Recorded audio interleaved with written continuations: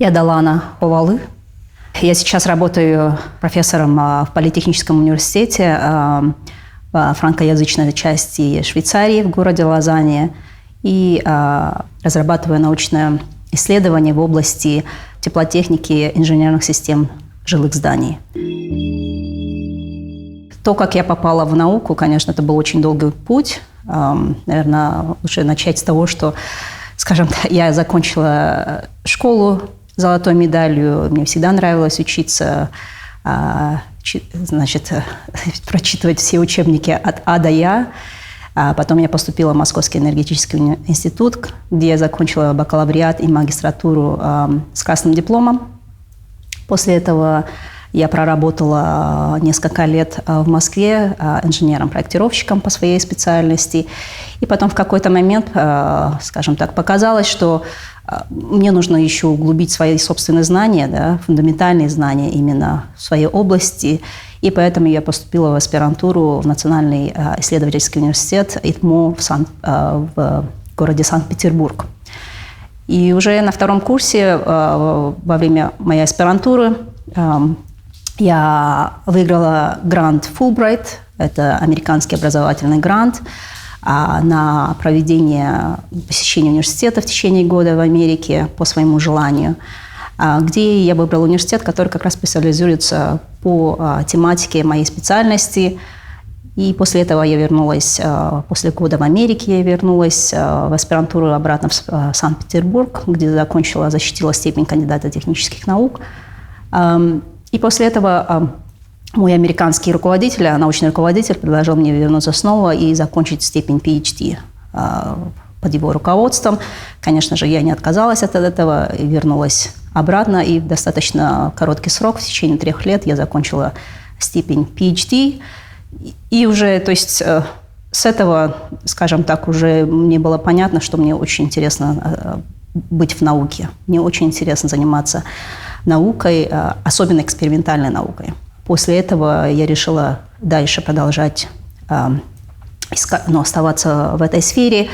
Потом у меня была постдокторантура в Техническом университете Дании в течение 1,5 года. И после этого я уже перешла на позицию профессора в Швейцарии.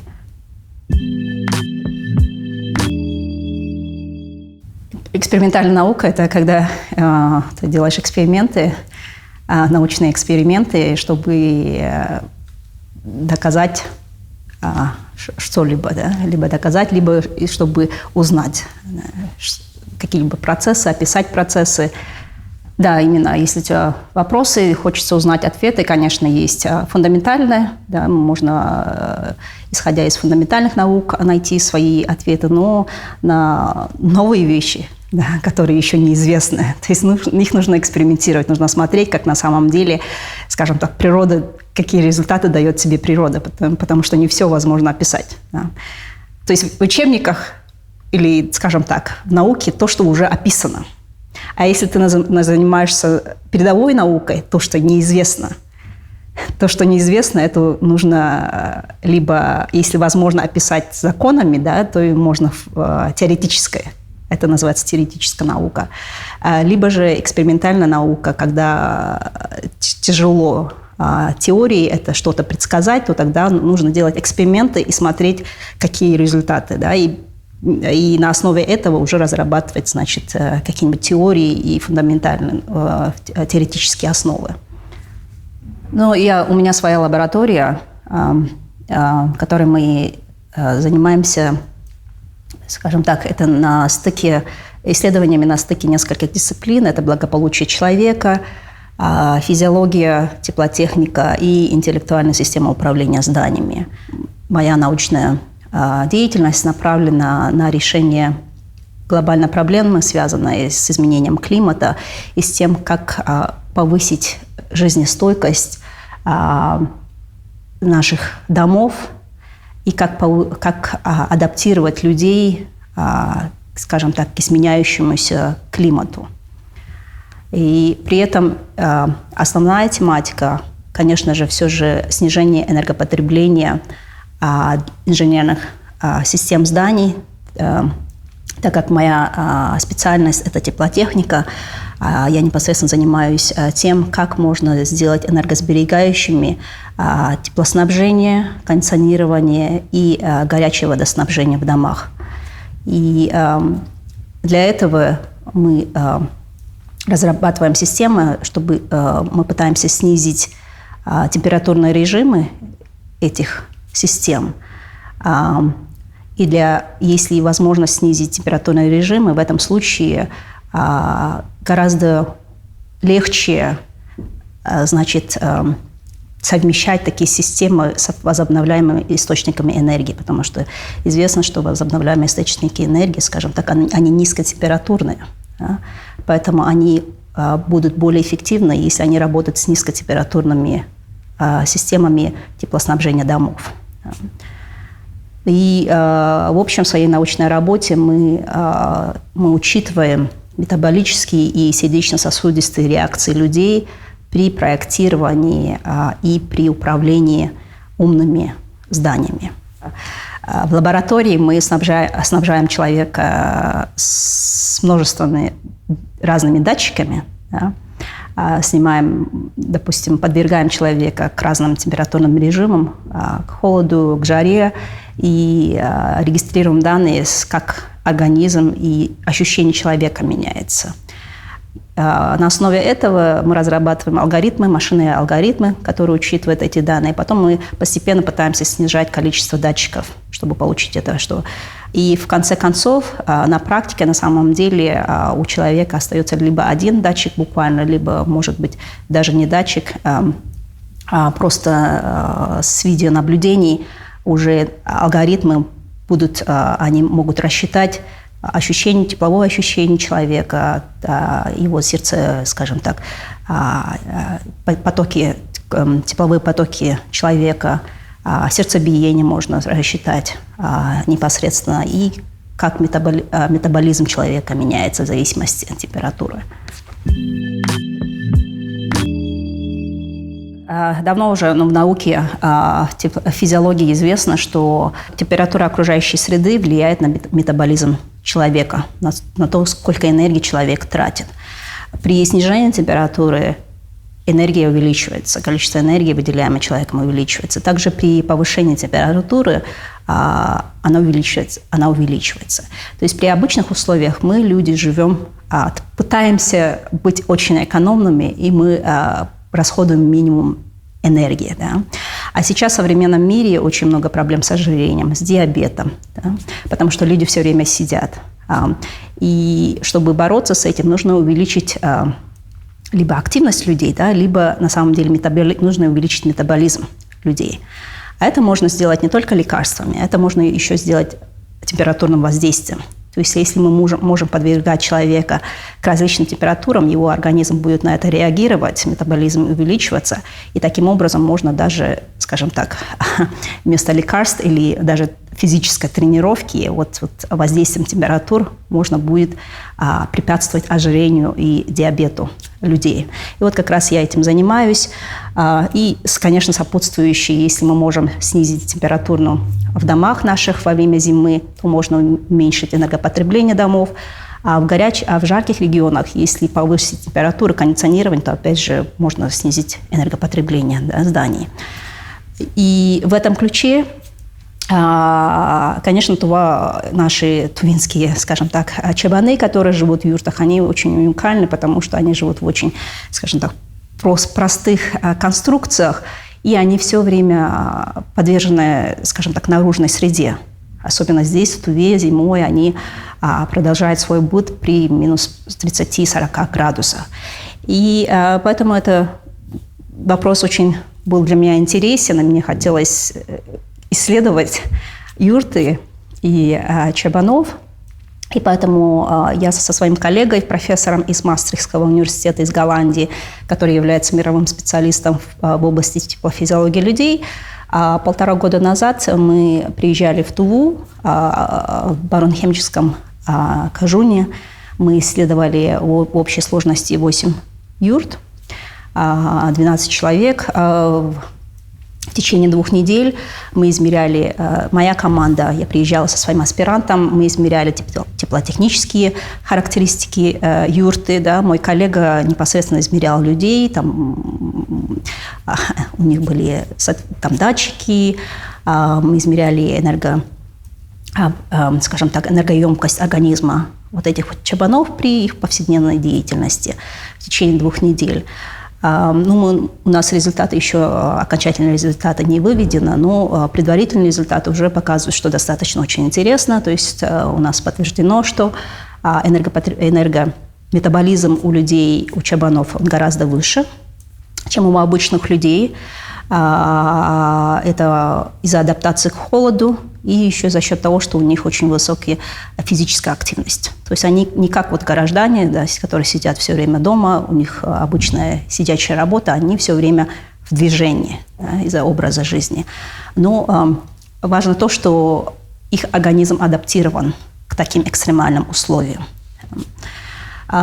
И с точки зрения конструкции юрты, что очень интересно, то, что в современном мире вот мы строим дома, то дома, они очень энергоемкие, потому что материалы, которые нужны, и время, которое для строительства нужны средства, и используется очень много энергии, электроэнергии для изготовления вот этих конструкционных материалов. И сами дома, они только могут стоять 60, может быть, лет, да? 60, 80, может быть, 100 лет, если очень хорошие дома. И после этого они разбиваются, и новые дома ставятся. А если посмотреть на юрту, которая является на самом деле шедевром кочевой цивилизации, она уже существует более 2500 лет, и за 2500 лет она не прошла, то есть ее конструкция как была столько лет назад, она так и есть. То есть она была усовершенствована давным-давно, и даже через вот эти столетия, через разные поколения, разные там климаты были, да, она не изменилась, значит, что она оптимизирована. Да. И что интересно, то, что это легкая конструкция, легко собирается, легко разбирается. А сейчас это очень перспективное направление в строительстве, потому что мы сейчас смотрим на углеродный след домов, да, где не только рассчитывается, мы смотрим на энергопотребление существующих домов, а сколько энергии требуется, электричества требуется для самого строения домов. Да? И если конструкция легковозводимая и легкая, легко переносить, то в этом случае углеродный след снижается. Да? В этом случае юрта является одним из уникальных примеров вот таких вот простых зданий.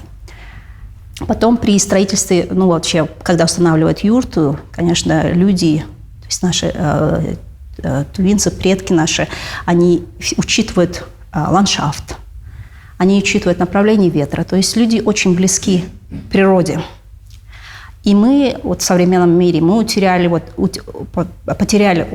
эту связь с природой. Да? Настолько мы уже замкнулись в домах, да, что мы уже оторваны от внешнего мира. А вот у чабанов, у тувинцев, у аратов, да, у них до сих пор вот связь идет с окружающей средой. Да?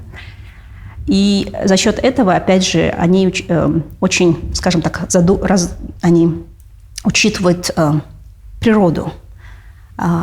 И поэтому она они устанавливают юрту под оптимальным, значит, углом, да, в оптимальном месте. Вот также это нужно учитывать при строительстве домов. Не просто там строить по линейке, а учитывая локальные условия. Да. В этом случае, опять же, мы можем снизить количество материалов, которые необходимы для строительства домов. Можем снизить энергопотребление, энергоемкость таких домов. И, в общем, сейчас тенденция в современном мире, в развитых странах, это увеличить жизнестойкость конструкций и в целом образа жизни людей в условиях экономии ресурсов. Потому что мы знаем, что мы используем очень много ресурсов из Земли, и они, конечно, не бесконечные. И особенно сейчас, когда мир, скажем так, есть угроза глобального потепления, реальная угроза, в этом случае необходимо, конечно, начать сдерживать свое потребление. То есть до этого, до, скажем так, настоящего момента люди все время только потребляли все, что нам земля давала. Да? А теперь уже пришел момент, когда необходимо уже сдерживать и осмыслять, да, наши последующие шаги, чтобы потом уже, чтобы что-то осталось для будущих поколений.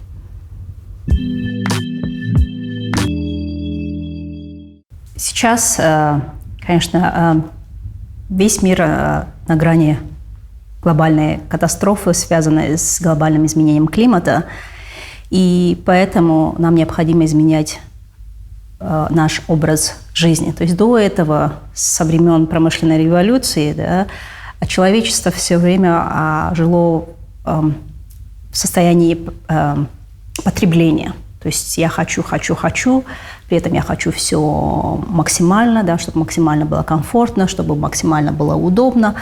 Да. Но, к сожалению, вот такой образ жизни привел к тому, что за последние 100 лет мы выбросили в атмосферу нереальное количество углекислого газа, и это, в свою очередь, вышло в то, что у нас температура Земли увеличивается, природных катаклизмов увеличивается, и это уже видно с невооруженным глазом. Да.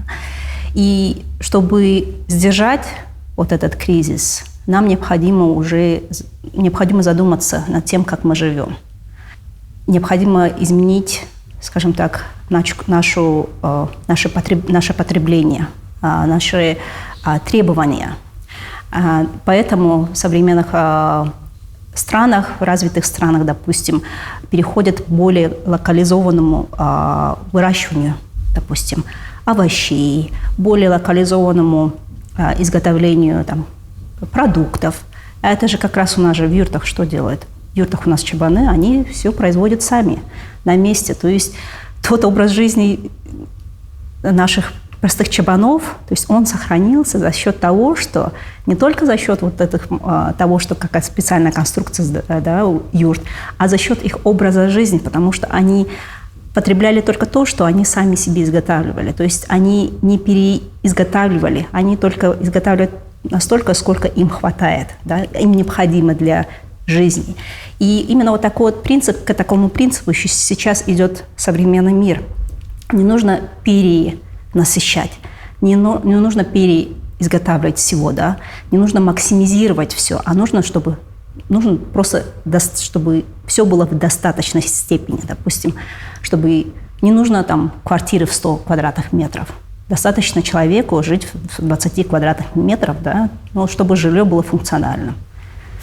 Таким же образом, если посмотреть на юрты, каждая юрта – это 20 квадратных метров, где живет вся семья. Также в Европе, в современных странах, также люди сейчас начали переходить к малому функциональному жилью. То есть можно провести, конечно, параллель как раз с простыми чабанами, которые живут в степях Тувы, и с тем, к чему идет современный мир. Ну и вдобавок к тому, что наши тувинские араты, чабаны, они совсем неприхотливы. Они достаточно тем, что у них есть.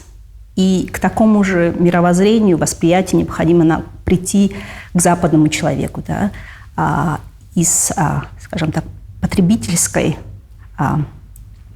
точки зрения перейти к достаточности. То есть только достаточно, допустим, чтобы температура была такой в помещении, чтобы можно было спокойно жить, работать, а не чтобы было максимально комфортно. Да? И в западном, скажем, в современном мире, в развитых странах, в странах, где люди уже достигли пика насыщения, люди уже созрели к тому, люди готовы перейти к другому образу жизни. Они готовы немножко ущемить свои собственные хотения за счет того, чтобы как-то помочь решить глобальную проблему. Да? То, что они могут уменьшить, они готовы к тому, чтобы уменьшить углеродный след своего образа жизни, чтобы можно было хоть как-то повлиять, помочь решить глобальный кризис. Чтобы снизить свой углеродный след, допустим, сейчас в Европе люди в основном отказываются от собственного транспорта. Это невыгодно. Они переходят на общественный транспорт, и даже есть специальные услуги аренды машины буквально на несколько минут. То есть тебе не нужно держать машину, да? Не нужно, чтобы гараж под нее был, а достаточно, если тебе нужно просто в магазин съездить, то ты арендуешь машину буквально на несколько минут, съездил, вернул машину, и кто-нибудь еще пользуется. То есть такие услуги очень сейчас становятся развитыми. Ну, в дополнение, конечно, нужно помочь человеку поменять образ жизни. И в этом сейчас интеллектуальные системы управления и искусственный интеллект очень широко используются. Вначале, конечно, это принималось человечеством с опаской, как же будет наступление роботов, но сейчас уже это видно, что это уже неминуемо, что через несколько лет, конечно, в зависимости от региона, в зависимости, насколько готово общество, искусственный интеллект войдет во многие сферы человека. Допустим, в моем исследовании мы очень много используем искусственный интеллект, то есть мы разрабатываем специальные алгоритмы, чтобы, допустим, даже мы оснащаем рабочие места, допустим, столы системами кондиционирования, и когда человек подходит к такому рабочему месту, он уже определяет, кто подходит, какой ему тепловой режим нужен, как нужно сделать так, чтобы ему было и приятно, и с другой стороны мы можем повлиять увеличить метаболизм человека. И вот такие вот системы, они, я думаю, в ближайшие десятилетия, они войдут в нашу обыденную жизнь. У меня всегда в голове, скажем, звучит фраза китайского философа Лао Цзи: «Дорога в 1000 миль начинается с одного шага». И она для меня очень мотивационная, потому что каждый раз, когда ты ставишь себе цель, вначале очень страшно, вначале кажется, что очень тяжело достичь, но нужно только начать. Нужно сделать шаг и запланировать каждый последующий шаг, чтобы к нему дойти. И поэтому мой совет – это не бояться мечтать, не бояться быть амбициозным, но при этом, конечно, главное, чтобы были реалистичные планы по достижению этой цели.